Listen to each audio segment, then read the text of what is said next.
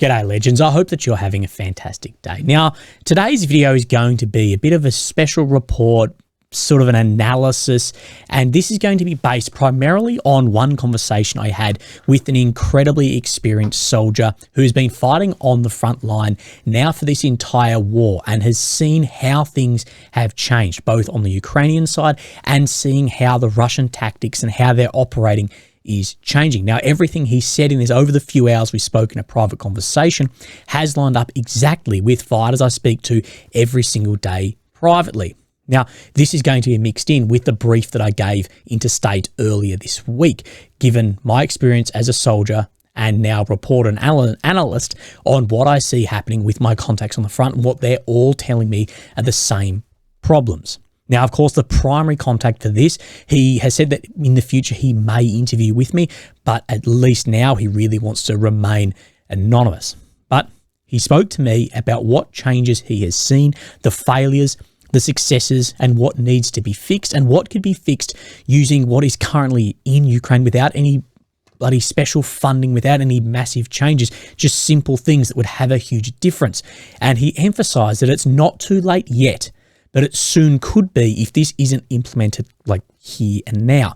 And most of these things, as you'll see, are incredibly simple and not overly expensive when we talk about the figures of money we see pouring into Ukraine.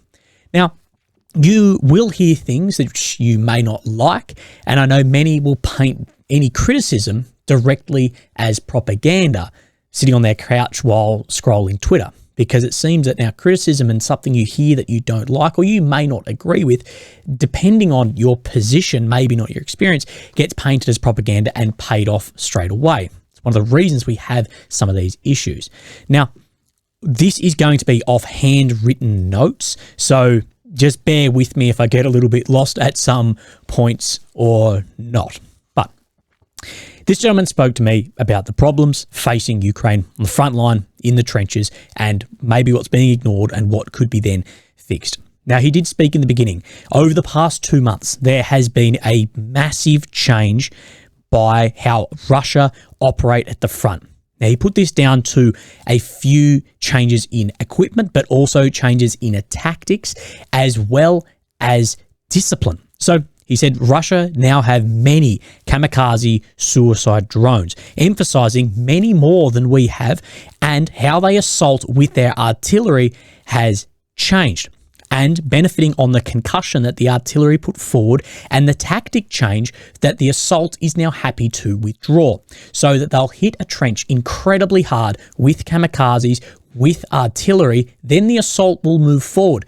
But the assaulting team has discretion to actually withdraw if then they get into too much of a firefight, being that they've given some amount of discretion to guys on the ground, and then they'll hit it with artillery again rather than just go that way and keep going. One thing he has also said about positions they see on the Russian positions, they can tell that the discipline is far better. The guns are dug in better, there's less rubbish strewn around, and the way of which the kill chain between getting in contact and artillery then hitting has increased. So there's been a discipline change there as well. Speaking that in some of these days, they lost 5 positions, and then only very recently from then as well, then another 3 positions. He said, with so much kamikaze and artillery, it is just impossible to hold.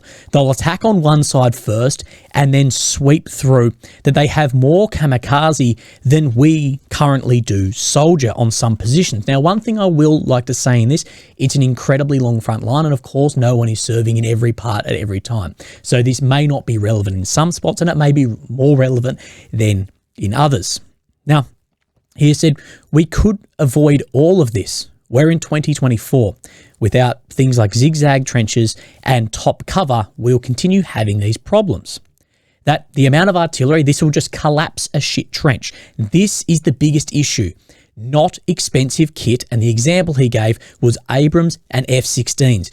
The biggest issue for the boys are the trenches. and the amount of men then in those trenches. There's just not enough men to guard and dig. So of course, when you're digging a trench at the front line with a shovel, you have to have someone on guard looking out to make sure no one's coming while the other guy is digging. And there's just not enough guys to be doing this at a huge rate. But he said, if we want to win, we can't win like this. Commanders and experts need to have both responsibility for that area of trenches and accountability if it's not built up to the area which it should be. And training needs to be given on specifically trench dug in off lessons we learned and the soldiers know at the front line, stating that this is actually becoming more of a problem in the past 2 months due to the increase in Russian kamikaze, and that Ukraine is currently not in the amount of production of kamikaze that he believes Russia is from what he is seeing on the front line. And he said this must be a change, stating again that this is the biggest issue. As he says, Ukraine really fucked up with this. This is the biggest issue. This is a bigger issue than missiles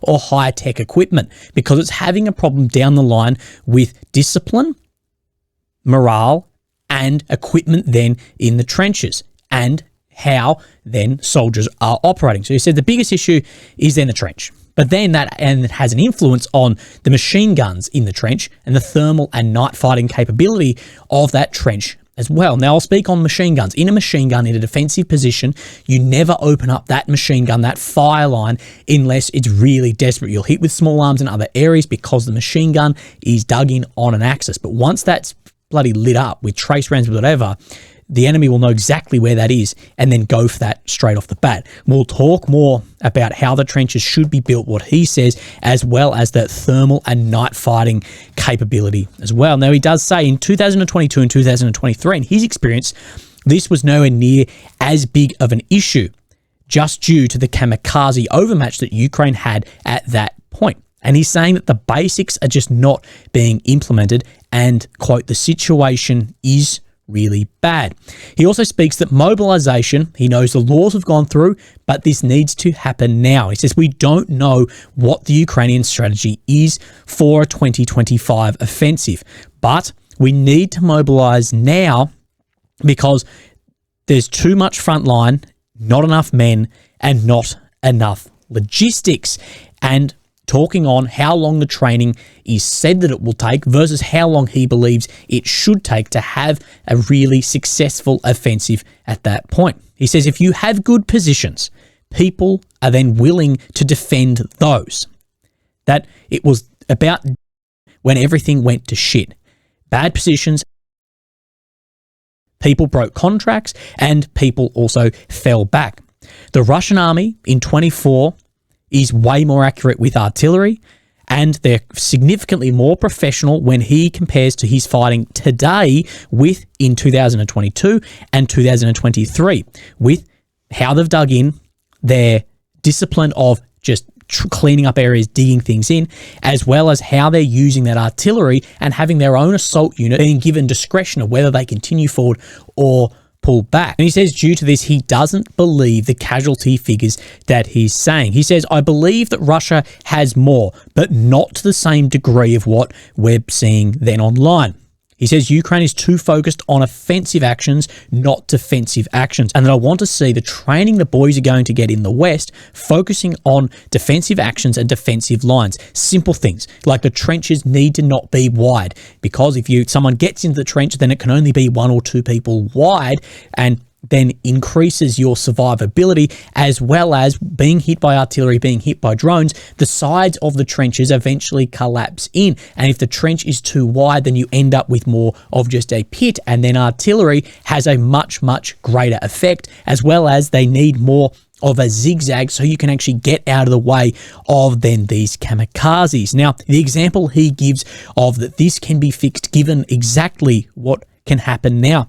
He said if you put in the cost of even one Abrams tank for every 50 to 100 meters, you could have good night vision capability and good thermal, and that this would have far more effect than the effect we've seen of those vehicles, and will have a real effect on the morale and the willingness for people to fight for those trenches. Like we then spoke about, people are willing to defend good positions of which they believe that they can then survive in.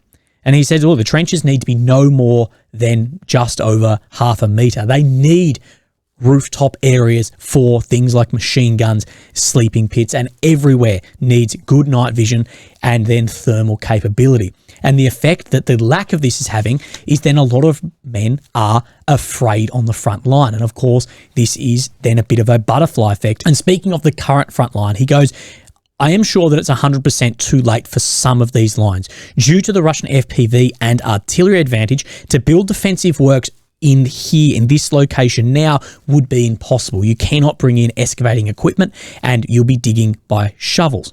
But we could build these lines a bit further back, although it may have to be in the kilometres due to the range of the artillery and the FPV. If implemented properly, Russia will have the same issues. They will have low morale due to the failures of then these assaults.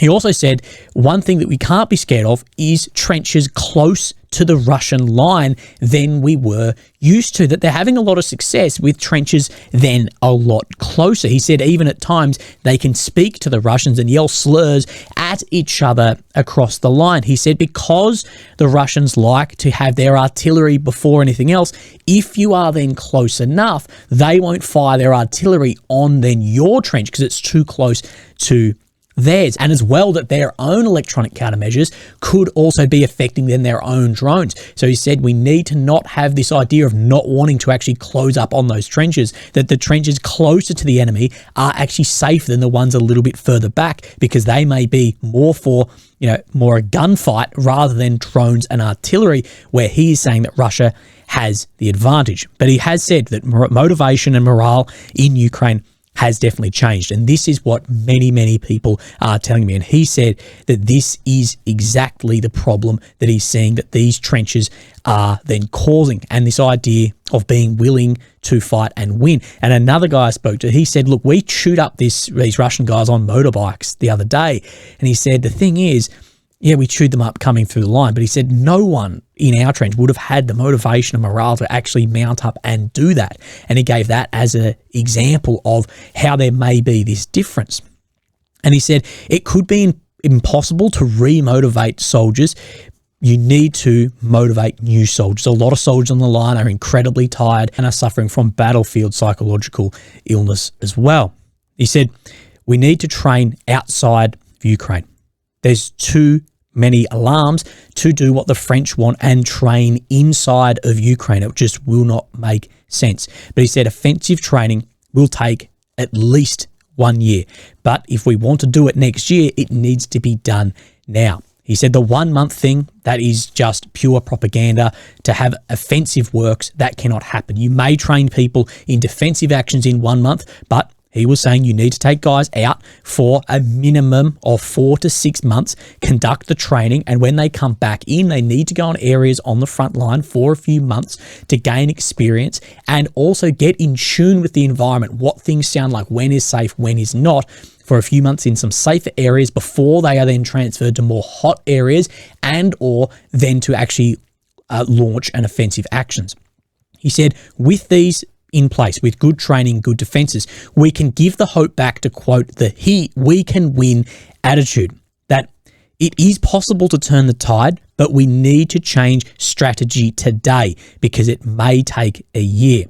That the money is enough if spent correctly. He said the money we see coming in, if it's spent effectively, correctly, it's enough. Like we spoke about with the cost of a few brand new tanks, you could have everywhere with night fighting capability, and that would have a huge change on the motivation and morale of guys on the front line. Now, in the end, he summed up that he was actually a victim of some propaganda. He said, I came here waiting for the Russian economic collapse, the Russian civil war, and these huge casualties that would cripple their military in a few months. And he said, we haven't seen this, and now this is causing as much of a motivation and morale issue that this hasn't happened, but we were promised as well.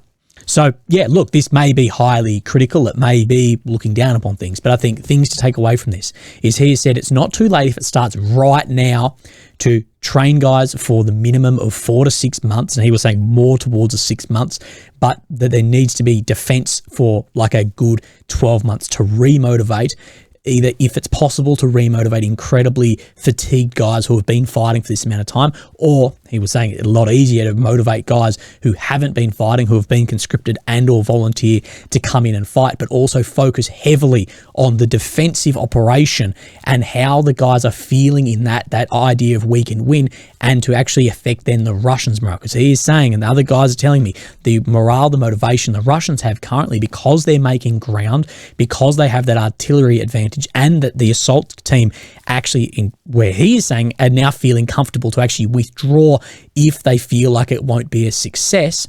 We've seen that translate into their motivation on the front, and of course then their discipline and success that they are then having. We can't just pay off what people are saying at the front line for technologically advanced equipment. And he spoke to me with all his experience. Regardless of where this war goes, we're going to have infantry battles of what this high-tech equipment will not affect, and that these are easy things to affect, and a lot of this is free. You just need the right training and the right leaders and the right accountability when things have gone or do go to shit, and people held accountable for this, and that will have a bigger effect than a lot of these high-tech weapons, he says, that people are too busy writing bloody news articles on. But I just thought that was interesting. He said if we start now, we really do have a chance. But he was saying, I can't see why the conscription hasn't started and why we're still focusing on this 4 weeks of training, not significantly longer, and learning the mistakes that are being made right at that very cutting edge of the front line. Simple things like everyone has night vision. There's thermal every 50 to 100 meters in the trench, but overly focused on we need these fighter aircraft and we need these long range and we need these tanks and blah, blah, blah. He said that's not what is killing guys and having a huge effect on morale, motivation at the moment. And as one side decreases, of course, one side increases. Legends, this video had more cuts than I hope that it would, but look after yourselves. Have a great day, and I'll speak to you tomorrow. Thank you. Bye-bye.